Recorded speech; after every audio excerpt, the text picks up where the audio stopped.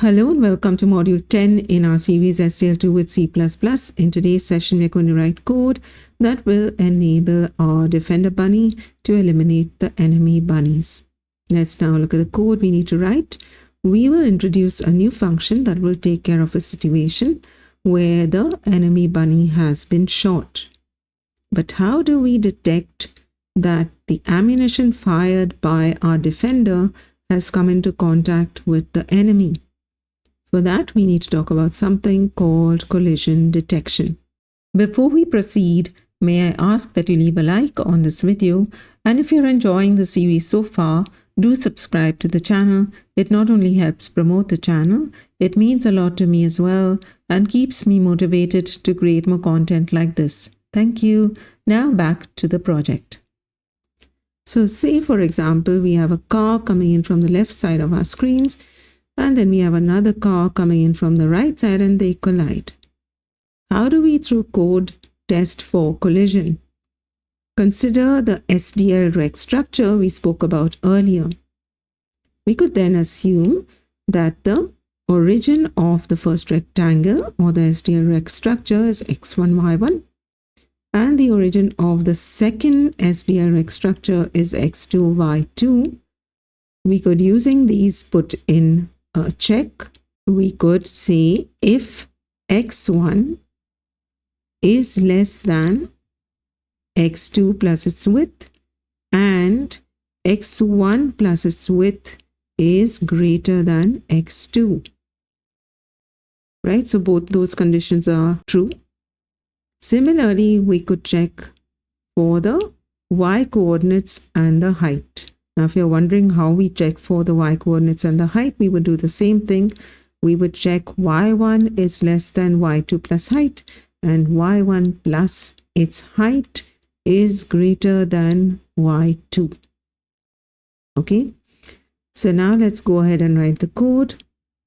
You know what to do. In your Windows search bar, type in VIS, select your project from the list, and click once on it to open it up. We're going to put in our new function just above our fire function. This function is going to return an integer. Name of the function is egg hits enemy, and the parameter coming in is our egg sprite. So that's sprite type, and we'll call it fired egg here. Within this function, we will now be going through the linked list. So we need an enemy type pointer variable. Let's just call it en. And we'll have a for loop to go through our linked list. So for en equal to enemy list dot enemy head dot next. The loop will continue as long as we have nodes in the list, so as long as en not equal to null, and every time the loop is repeated, we move on to the next node. So en equal to en next.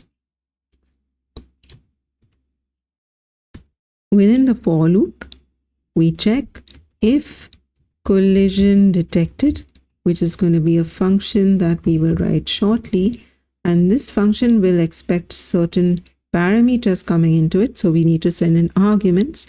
That will be fired egg, the origin, so dot x, and fired egg dot y, fired egg dot width, fired egg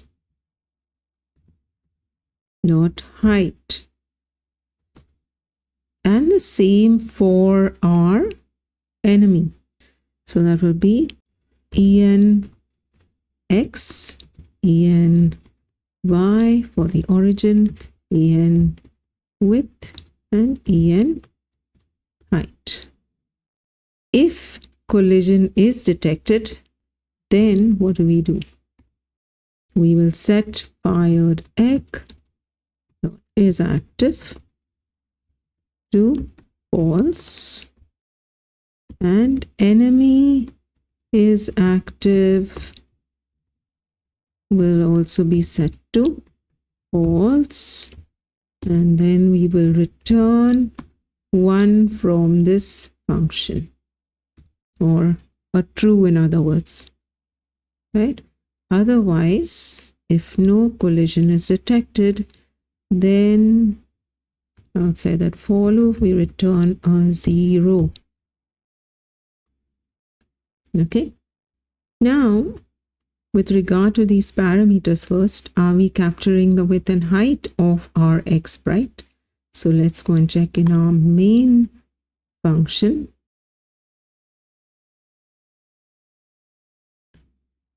And here you can see that we are not. So after this, we will call STL query texture, and we will send in xsprite.texture and null for the format, null for access, and into ampersand xsprite.w will go the width, into ampersand xsprite.h will go the height. So that's taken care of. Coming back to the function we wrote just now, enemy is active is set to false. So somewhere enemy is active should be set to true. We can just uncomment this statement. Okay. Now there are 2 modifications we need to make. But before that, let's write our collision detected function. I'm going to place it just above our load texture function. Okay, so this is going to return an integer as well.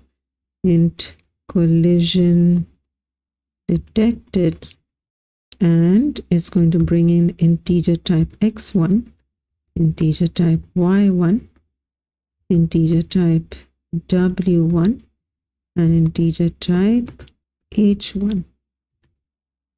Right? Similarly, integer type x2, integer type y2, integer type w2, and integer type h2.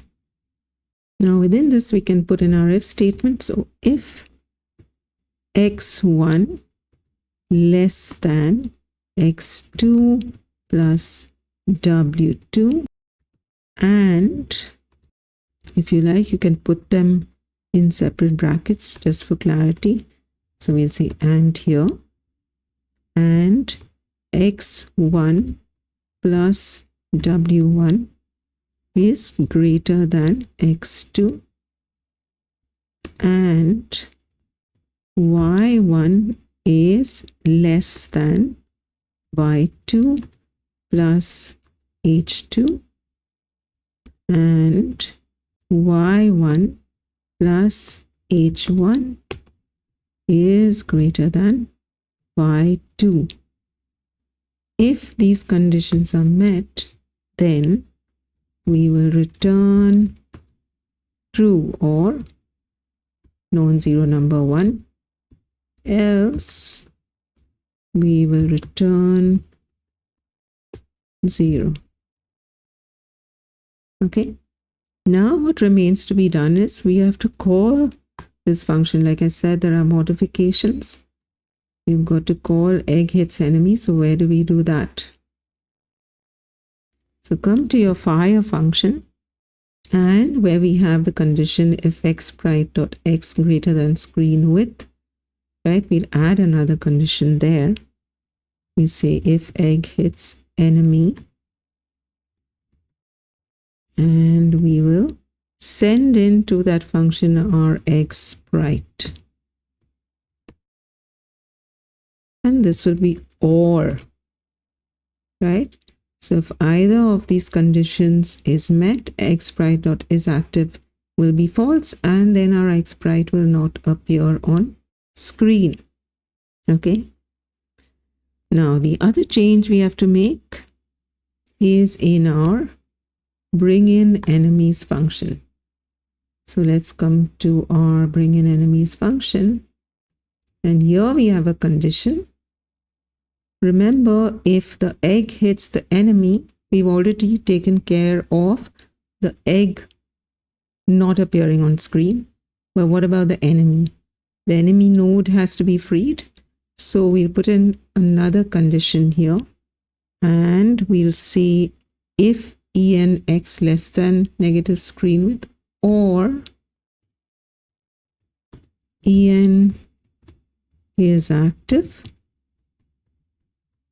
is equal to false. Right? Then we will free the enemy node. So I hope that's clear. Let's run this now. And now you can see that you can pop off these enemies. Right? Okay, so I leave you to play with that. This ends our session for today. Till the next session, take care. Bye.